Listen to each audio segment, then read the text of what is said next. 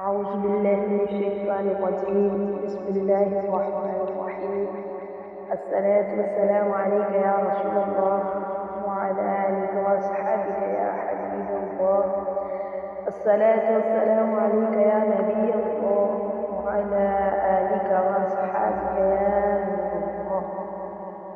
درود پاک کی فضیلت سرکار مدینہ راحت قلب وسینہ صاحب معطر حسینہ صلی اللہ تعالی علیہ وسلم نے ارشاد فرمایا، اے لوگو، بے شک بروز قیامت اس کی دہشتوں اور حساب و کتاب سے جلد نجات پانے والا شخص وہ ہوگا جس نے تم میں سے مجھ پر دنیا کے اندر بکثرت درود شریف پڑھے ہوں گے۔